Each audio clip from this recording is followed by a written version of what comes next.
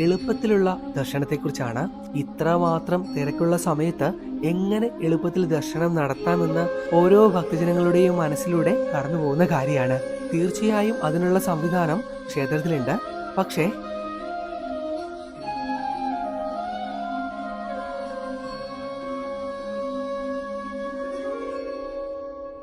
ശ്രേഷ്ഠ വചനങ്ങൾ ഭാഗം 158. നീ അറിയാതെ ചെയ്ത തെറ്റിന് പഴി കേൾക്കേണ്ടതുമില്ല, ദ്രോഹവുമില്ല. ഹരേ കൃഷ്ണ. നമസ്കാരം. ശ്രീകൃഷ്ണ ഭഗവാനുമായി ബന്ധപ്പെട്ട് ഇന്ന് നിലനിൽക്കുന്നതിൽ ഇന്ത്യയിൽ തന്നെ ഏറ്റവും പ്രശസ്തമായ ക്ഷേത്രങ്ങളിലൊന്നാണ് ഗുരുവായൂർ ക്ഷേത്രം. ആയതുകൊണ്ട് തന്നെയും ഈ വരുന്ന ശ്രീകൃഷ്ണ ജയന്തിക്ക് ലക്ഷക്കണക്കിന് ഭക്തജനങ്ങളായിരിക്കും ഗുരുവായൂർ ക്ഷേത്രത്തിലേക്ക് ദർശനത്തിനായി എത്തുക. ആ വേളയിൽ ഞങ്ങളുടെ ഏറ്റവും പ്രിയപ്പെട്ട ഭക്തജനങ്ങൾ എന്തെല്ലാം കാര്യങ്ങളാണ് ശ്രദ്ധിക്കേണ്ടത്, എപ്പോഴാണ് എത്തേണ്ടത്, ദർശനത്തിനായി എന്തെല്ലാം കാര്യങ്ങളാണ് ചെയ്യേണ്ടത് എന്നിങ്ങനെയുള്ള പ്രധാനപ്പെട്ട കാര്യങ്ങളാണ് ഇന്നത്തെ ഈ വീഡിയോയിലൂടെ നമ്മൾ പറഞ്ഞു പോകുന്നത്. ഈ വരുന്ന ദിവസങ്ങളിൽ ഗുരുവായൂർ ക്ഷേത്രത്തിൽ ദർശനം നടത്തുന്ന എല്ലാ ഭക്തജനങ്ങൾക്കും അത്രമാത്രം ഉപകാരപ്രദമായിട്ടുള്ള ഒരു വിഷയം തന്നെയായിരിക്കും ഇത്. തീർച്ചയായും മുഴുവനായി തന്നെ കാണുക കേട്ടോ. പറയുന്ന ഓരോ കാര്യങ്ങളും ശ്രദ്ധാപൂർവം കേട്ടുകൊള്ളുക. പിന്നെ പ്രത്യേകാൽ പറയേണ്ടതില്ലല്ലോ, ഇപ്പോൾ തന്നെ ഈ വീഡിയോ ചെറുതായിട്ടൊന്ന് ലൈക്ക് ചെയ്യുന്ന കാര്യം കൂടി പരിഗണിക്കാട്ടോ. എന്നിരുന്നാൽ മാത്രമാണ് ഈ മഹത്തരമായിട്ടുള്ള അറിവ് മറ്റുള്ള ഭക്തജനങ്ങളിലേക്കും എത്തിച്ചേരുകയുള്ളൂ. ശരി, അപ്പോൾ ഒട്ടും ദീർഘിപ്പിക്കുന്നില്ല, ഭഗവാന്റെ നാമത്തിൽ തന്നെ നമുക്ക് തുടങ്ങാം. ഇതിൽ ആദ്യത്തേത് ഞങ്ങൾക്ക് പറയുവാനുള്ളത് റൂമുമായി ബന്ധപ്പെട്ട കാര്യമാണ് കേട്ടോ. 100% ഉറപ്പോടുകൂടി പറയുന്നു, ശ്രീകൃഷ്ണ ജയന്തിയുടെ അന്ന് നിങ്ങൾ വന്നു കഴിഞ്ഞാൽ ഒരു കാരണവശാലും റൂമുകൾ കിട്ടുന്നതല്ല. അത്രമാത്രം പാടായിരിക്കും ശ്രീകൃഷ്ണ ജയന്തിക്ക് തലേന്നുള്ള ദിവസവും അന്നത്തെ ദിവസവും മുഴുവനും ബുക്ക്ഡ് ആയിരിക്കും. ആയതിനാൽ ഒരു 2-3 ദിവസം മുമ്പെങ്കിലും നിങ്ങൾ ഗുരുവായൂർ ക്ഷേത്രത്തിൽ വരുവാൻ ഉദ്ദേശിക്കുന്നുണ്ട് എങ്കിൽ, പ്ലാൻ ചെയ്യുന്നുണ്ട് എങ്കിൽ റൂമുകളെല്ലാം ബുക്ക് ചെയ്ത് വെച്ചുകൊള്ളുക. ഫാമിലിയൊക്കെ ആയിട്ടാണ് വരുന്നത് എങ്കിൽ തീർച്ചയായിട്ടും വളരെയധികം ബുദ്ധിമുട്ടായിരിക്കും. നിങ്ങൾക്ക് ഫ്രഷപ്പ് ആവാനോ മറ്റുള്ള കാര്യങ്ങൾക്കോ ഒക്കെ വളരെയധികം ബുദ്ധിമുട്ടുകൾ നേരിടേണ്ടതായിട്ട് വരും. ആയതിനാൽ ആദ്യം നിങ്ങൾ ചെയ്യേണ്ട പ്രധാനപ്പെട്ട കാര്യങ്ങളിലൊന്നാണ് റൂം ബുക്ക് ചെയ്യുക എന്നുള്ളത്. ഇനി രണ്ടാമത്തെ കാര്യമെന്ന് പറയുന്നത് അത് കുട്ടികളെ സംബന്ധിക്കുന്നതും നിങ്ങൾ കൊണ്ടുവരുന്ന വിലപിടിപ്പായിട്ടുള്ള വസ്തുക്കളെയും പറ്റിയാണ്. തീർച്ചയായും അത്രമാത്രം ഭക്തജന തിരക്കുള്ള സമയത്ത് ആഭരണങ്ങൾ ശ്രദ്ധിക്കേണ്ടതായിട്ടുണ്ട്.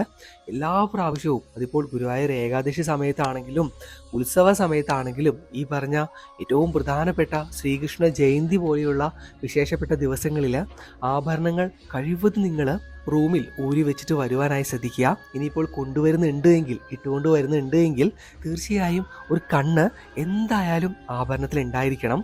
ഇതേപോലെ തന്നെ കുട്ടികളുടെ കാര്യം പ്രത്യേകം എടുത്ത് പറയേണ്ടതില്ലല്ലോ. അവരുടെ കയ്യിലും കഴുത്തിലൊക്കെയുള്ള ആഭരണങ്ങൾ, വിലപിടിപ്പുള്ള വസ്തുക്കളൊക്കെ നിങ്ങൾ പ്രത്യേകം ഊരി വെച്ചോ അല്ലെങ്കിൽ ഉടുപ്പിൽ ലോക്കാക്കി വെച്ചോ ഒക്കെ വേണം ദർശനത്തിനായിട്ട് പോകുവാനായി, ക്യൂവിൽ നിൽക്കുവാനായിട്ട്. ഞാനിപ്പോഴും ഓർക്കുന്നുണ്ട്, കഴിഞ്ഞ വർഷത്തിന് മുമ്പുള്ള വർഷം 4-5 പവന്റെ മാലയാണ് ഒരു അമ്മയിൽ നിന്നും നഷ്ടമായത്.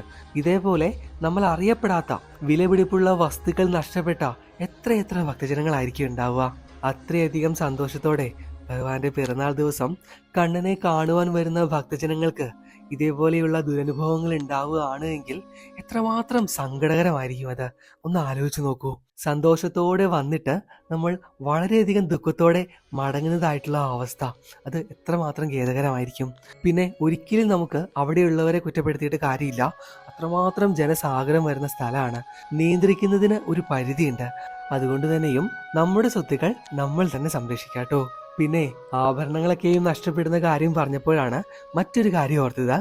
ഇപ്പോൾ ഈ കുട്ടികളായിട്ടും അതേപോലെ തന്നെ മുതിർന്ന പ്രായമായിട്ടുള്ള അമ്മമാരും അച്ഛന്മാരും ഒക്കെ ആയിട്ട് വരുന്ന ഭക്തജനങ്ങൾ, നിങ്ങളും പ്രത്യേകം ഒരു ശ്രദ്ധ അവരിൽ കൊടുക്കേണ്ടതായിട്ടുണ്ട്. കാരണം അവിടെ ചെന്ന് കഴിയുമ്പോൾ നമുക്ക് കേൾക്കുവാനായി സാധിക്കും 10 മിനിറ്റ് ഇടവിട്ട് അനൗൺസ്മെന്റ്. കുട്ടിയെ കാണുവാനില്ല, ഇന്ന സ്ഥലത്ത് വന്നു കഴിഞ്ഞാൽ കുട്ടിയെ നിങ്ങൾക്ക് ലഭിക്കുന്നതായിരിക്കും. ഇന്നയാളുടെ അമ്മ അച്ഛൻ കൂട്ടം തെറ്റി കിഴക്കേ നടയിൽ നിൽക്കുന്നുണ്ട്, വടക്കേ നടയിൽ നിൽക്കുന്നുണ്ട് എന്നൊക്കെ പറഞ്ഞുകൊണ്ടുള്ള അനൗൺസ്മെന്റുകൾ കേൾക്കാം. അപ്പോൾ നിങ്ങൾ അതിലൊരു ശ്രദ്ധ ചെലുത്തേണ്ടത് വളരെയധികം അത്യാവശ്യമായിട്ടുള്ള കാര്യമാണ്. ഒന്ന് ശ്രദ്ധ മാറിക്കഴിയുമ്പോൾ നമ്മുടെ കൂടെയുള്ള ഉറ്റവർ പെട്ടെന്ന് കാണാതാവുക എന്ന് പറയുന്നത് വല്ലാത്ത വിഷമകരമായിട്ടുള്ള കാര്യമാണ്. പിന്നെ മൊത്തത്തിൽ ടെൻഷനായിരിക്കും. അവിടെ നോക്കുന്നു, ഇവിടെ നോക്കുന്നു, ഭഗവാനെ ഒരു നോക്ക് കാണുവാൻ വന്നിട്ട് നമ്മുടെ കൂടെയുള്ളവരെ തേടി നടക്കേണ്ട അവസ്ഥയാണ്. എന്തൊരു കഷ്ടമാണല്ലേ.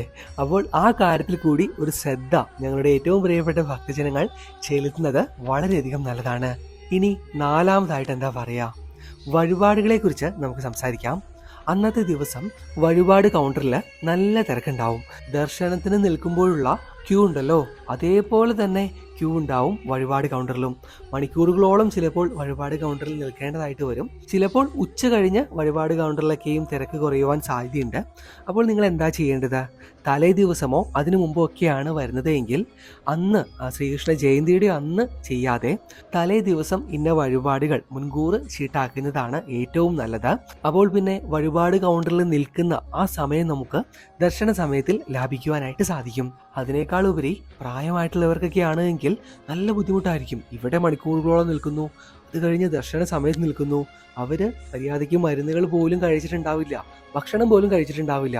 ആയതുകൊണ്ട് തന്നെയും ഇത്തരത്തിൽ 2 വരികളിലും മാറി മാറി ക്യൂവിൽ നിൽക്കുന്നത് ഒഴിവാക്കുവാനായി സാധിക്കുന്നതാണ്.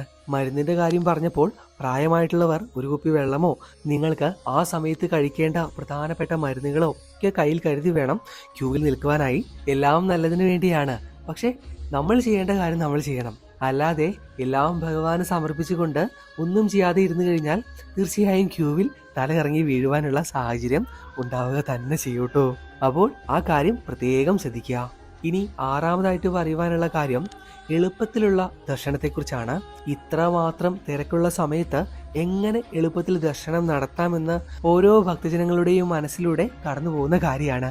തീർച്ചയായും അതിനുള്ള സംവിധാനം ക്ഷേത്രത്തിലുണ്ട്. പക്ഷേ നിങ്ങൾ ഫാമിലിയൊക്കെ ആയിട്ടാണ് പോകുന്നത് എങ്കിൽ കുറച്ചധികം പണം ചെലവാക്കേണ്ടതായിട്ട് വരും. അറിയാലോ, നെയ് വിളക്ക് വഴിപാട് ഒരാൾക്ക് 1000 രൂപയാണ്. അങ്ങനെ 5 പേർക്കാണ് എങ്കിൽ 4500 രൂപ എന്ന കണക്കിലായിരിക്കും നെയ് വിളക്ക് വഴിപാട് വരിക. അത് ഷീട്ടാക്കി കഴിഞ്ഞാൽ നിങ്ങൾക്ക് കുറച്ചുകൂടി എളുപ്പം എന്ന് പറയാൻ പറ്റില്ല, അതിനും പ്രത്യേക ക്യൂ ഒക്കെ ഉണ്ടാവും. പക്ഷെ സാധാരണ ക്യൂവിനേക്കാൾ വളരെയധികം കുറവായിരിക്കുമെന്ന് മാത്രമേ ഉള്ളൂ. കുറച്ചുകൂടി നേരത്തെ ദർശനം നടത്തുവാനായിട്ട് സാധിക്കുന്നതാണ്. ഇനിയിപ്പോൾ ശ്രീകൃഷ്ണ ജയന്തി ദിവസം ഈ ഒരു സംവിധാനത്തിന് ഏതെങ്കിലും രീതിയിലുള്ള നിയന്ത്രണങ്ങളോ മാറ്റങ്ങളോ ഉണ്ടോ എന്ന് അറിയില്ല. നിലവിൽ ഗുരുവായൂർ ക്ഷേത്രത്തിൽ നെയ്വിളക്ക് വഴിപാടുണ്ട്. അത് ചീട്ടാക്കി കഴിഞ്ഞാൽ തീർച്ചയായിട്ടും നമുക്ക് ക്യൂവിൽ നിൽക്കാതെ നേരിട്ട് ദർശനം നടത്തുവാനായി സാധിക്കുന്നതുമാണ്.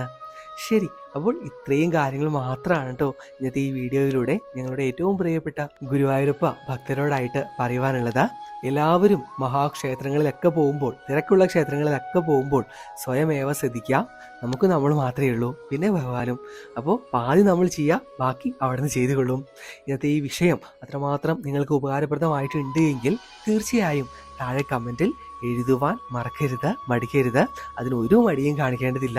ഇനി ഞാൻ ഈ പറഞ്ഞ കാര്യങ്ങളിൽ ഏതെങ്കിലും ഒന്ന് നിങ്ങൾക്ക് സംഭവിച്ചിട്ടുണ്ട് എങ്കിൽ കൂട്ടം തെറ്റി പോവുക, ആഭരണങ്ങൾ നഷ്ടപ്പെടുക, മരുന്ന് കഴിക്കാതെ തലയിറങ്ങി വീഴുക, അങ്ങനെയുള്ള അനുഭവങ്ങളൊക്കെ ഉണ്ടായിട്ടുണ്ട് എങ്കിൽ രസകരമായിട്ട് അതും താഴെ എഴുതിക്കൊള്ളുക കേട്ടോ.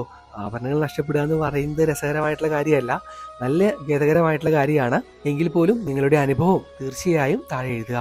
പിന്നെ ശ്രീകൃഷ്ണ ജയന്തിയുമായി ബന്ധപ്പെട്ട് ഇന്നത്തെ ഈ വീഡിയോ അത്രമേൽ സന്തോഷത്തോടു കൂടി സ്പോൺസർ ചെയ്തിട്ടുള്ളത് സൗമിനി ആന്റിയും തമ്പി എന്ന നാമധേയത്തിലുള്ള അങ്കിളുമാണ്. ശ്രീകൃഷ്ണ ജയന്തിയോടനുബന്ധിച്ച് തൻ്റെ ഏക മകളായ അഞ്ജലിക്ക് വേണ്ടിയാണ് ഇന്നത്തെ ഈ വീഡിയോ സ്പോൺസർ ചെയ്തിട്ടുള്ളത്. രണ്ടുപേരും 10 ഗ്രന്ഥങ്ങൾ വെച്ചാണ് കേട്ടോ ഭക്തജനങ്ങൾക്കായി നൽകിയിട്ടുള്ളത്. 10 ഭഗവത്ഗീത ഗ്രന്ഥവും 10 ഭഗവാന്റെ നാമം എഴുതുന്ന ഗ്രന്ഥവും. എന്തായാലും ആ വലിയ മനസ്സിന് നന്ദി. ഈ പുണ്യകർമ്മത്തിൽ പങ്കാളികളായതിന് ഭഗവാൻ എന്നും അങ്കിളിൻ്റെയും ആൻറ്റിയുടെയും മക്കളുടെയൊക്കെ കൂടെ ഉണ്ടാവട്ടെ എന്ന് ഈ വേളയിൽ പ്രാർത്ഥിക്കുകയാണ്. ശരി, അപ്പോൾ കൂടുതലായിട്ടൊന്നും പറയുവാനില്ല. എത്രയും പെട്ടെന്ന് തന്നെ അടുത്ത ക്ഷേത്ര വീഡിയോകളും ഇതേപോലെയുള്ള കൂടുതൽ അറിവുകളൊക്കെ ആയിട്ട് നമുക്ക് കാണാം. ഭഗവാൻ ആ കള്ളക്കണ്ണൻ എല്ലാ ഭക്തജനങ്ങളെയും 2 കൈയും നീട്ടി ഈ വേളയിൽ അനുഗ്രഹിക്കട്ടെ എന്ന് പ്രാർത്ഥിച്ചുകൊണ്ട് നിർത്തുകയാണ്. കാണാം, പകലാം. നന്ദി, നമസ്കാരം.